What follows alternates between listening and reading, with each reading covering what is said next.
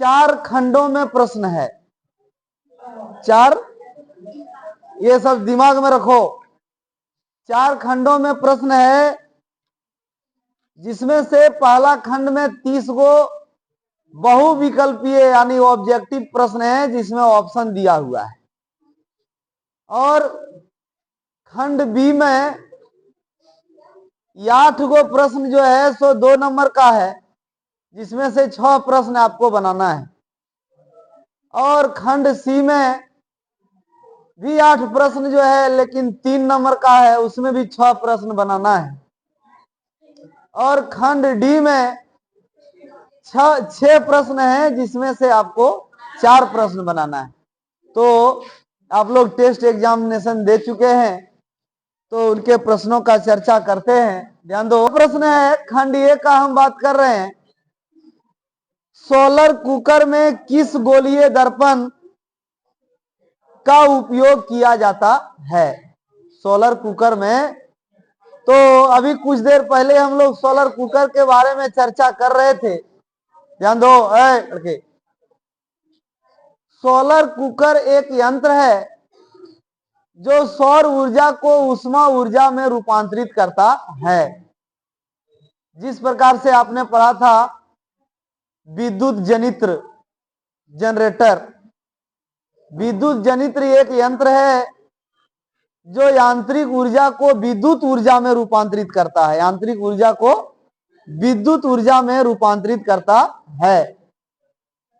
आप पढ़े थे विद्युत मोटर, वो भी एक यंत्र है जो यांत्रिक विद्युत ऊर्जा को यांत्रिक ऊर्जा में रूपांतरित करता है। उसी तरह से सोलर कुकर भी एक यंत्र है जो सौर ऊर्जा को विद्युत उष्मा ऊर्जा में रूपांतरित करता है, और आज उससे हम लोग भोजन बनाते हैं, है ना। तो सुनो, सोलर कुकर का हम लोग लाभ और हानि भी अभी चर्चा कर रहे थे कि सोलर कुकर जो है, ये यंत्र का उपयोग जब हम लोग करते हैं भोजन बनाने में, तो इसमें कोई ईंधन का उपयोग नहीं किया जाता है। एक प्रकार का ये क्या है, लाभ है। सोलर कुकर में कोई बिल भुगतान नहीं करना पड़ता है। क्या सोलर कुकर में कोई खर्चा लगता है क्या? और इसमें धुआं और विषैला गैस भी निकलता नहीं है जो पर्यावरण को प्रदूषित करे। तो ये भी एक वो क्या है, लाभ है। और सोलर कुकर या कुकर से जब हम भोजन बनाते हैं तो पौष्टिक पदार्थों का भी क्षय होता नहीं है, पौष्टिक पदार्थ भी बर्बाद नहीं होता है। ये हुआ इसका लाभ। हानि भी इसका चर्चा किए कि इसका उपयोग केवल दिन में ही किया जा सकता है। जब सूर्य का प्रकाश मौजूद हो तभी हम इसका उपयोग कर सकते हैं। और एक और हानि है कि बादल वाले दिन में भी इसका उपयोग नहीं किया जा सकता, यानी इसके भरोसे अगर हम लोग रहें तो भूखे भी रह सकते हैं कभी कभी, है ना। ध्यान दो। और दूसरा इसका हानि है कि भोजन बनाने में इसमें अधिक समय लगता है। भोजन बनाने में इसमें अधिक समय लगता है। इसलिए तो सोलर कुकर, 2 प्रकार का सोलर कुकर होता है। एक बॉक्सनुमा सोलर कुकर, अरे ये अवतल परावर्तक, ज्यादा उपयोग है अवतल परावर्तक का, क्योंकि ये ज्यादा ऊष्मा का उत्पादन करता है, इसलिए इसमें अवतल दर्पण का उपयोग होगा, है ना। सोलर कुकर में किसका उपयोग होगा, अवतल दर्पण का उपयोग होता है। चलो, ये क्वेश्चन लिखा नहीं है और बताएगा लेंस की क्षमता और फोकस दूरी में क्या संबंध है।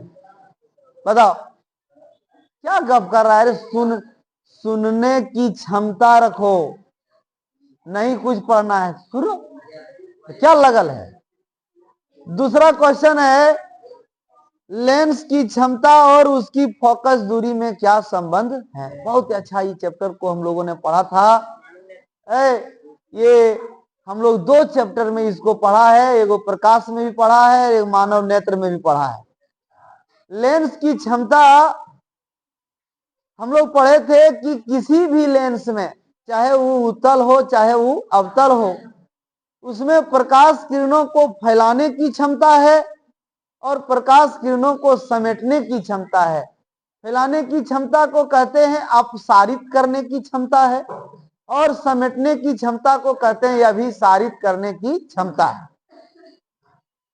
तो इस क्षमता को हम लेंस की क्षमता कहते हैं और ये लेंस के फोकस दूरी के व्युत्क्रम के बराबर होता है। फोकस दूरी के व्युत्क्रम के बराबर होता है, यानी लेंस की क्षमता बराबर, उसको हम लोग पी से सूचित करते हैं और इसका एसआई मात्रक डायोप्टर है। पढ़े थे, डायोप्टर है। एक डायोप्टर उस लेंस की क्षमता है जिसकी फोकस दूरी 1 मीटर है, हम लोग ये भी पढ़े थे। और हम लोग पढ़े थे कि फोकस दूरी अगर मीटर में है तब लेंस की क्षमता डायोप्टर में है, और लेंस की क्षमता डायोप्टर में है तो फोकस दूरी मीटर में है। पीछे भी जब तैयारी हम लोग कर रहे थे तब भी इसका चर्चा हुआ था। तो P बराबर 1/f, IF बराबर 1/p, यही फोकस दूरी और लेंस की क्षमता में क्या है, संबंध है। यानी फोकस दूरी F बराबर 1/p और P बराबर 1/f, यही लेंस की क्षमता और फोकस दूरी में संबंध है। तीसरा प्रश्न है, नेत्र लेंस की फोकस दूरी में परिवर्तन किया जाता है किसके द्वारा? नेत्र लेंस की फोकस दूरी में परिवर्तन किसके द्वारा किया जाता है ना? ध्यान दो, आप जो लिखे हैं आप संतुष्टि कीजिए कि हम ये लिखे हैं कि नहीं लिखे हैं। अब नहीं लिखे हैं तो फिर वो तीर कमान से निकल गया है, वो वापस आने वाला। अब ये अगला परीक्षा का तैयारी करिए, है ना? पढ़े थे नेत्र लेंस का जो फोकस दूरी है, हमारे मानव नेत्र में जो लेंस लगा हुआ है उसी को कहते हैं नेत्र लेंस, क्रिस्टलीय लेंस, अभिनेत्र लेंस। और वो इस प्रकार से संरचना है कि वो अपनी फोकस दूरी को समायोजित कर लेता है, जिसे हम लेंस की क्षमता भी कहें। क्या कहते हैं? समंजन क्षमता। अभिनेत्र लेंस की समंजन क्षमता भी कहते हैं। तो वो जो नेत्र लेंस की फोकस दूरी समायोजित होता है, जब हमें दूर की वस्तु देखना होता है उस समय फोकस दूरी बढ़ता है, जिस समय हमको निकट की वस्तु देखना होता है उस समय फोकस दूरी घटता है। तो ये समायोजित करने का काम जो है सो कहता है पश्चिमाभि पेशियां। कौन करता है? पश्चिमाभि, या उसको कहते हैं सिलियरी मांसपेशियां। सिलियरी मांस, तो यही ऑप्शन में है, सिलियरी पेशियों द्वारा। सिलियरी पेशियों द्वारा, या हम लोग इसको पढ़े थे कि इसका दूसरा नाम है पश्चिमाभि पेशियां, है ना?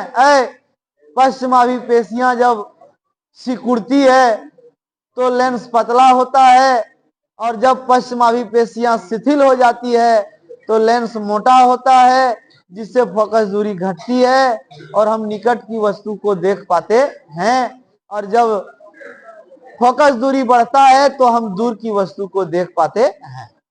इस तरह से डिस्कशन करो। एक क्वेश्चन मान लीजिए ये मारे, दूसरा पहला का डी, तीसरा का सी, ये दिमाग में रखने से कोई फायदा होने वाला नहीं है। उसको समझो कि आंसर हुआ तो हुआ कैसे।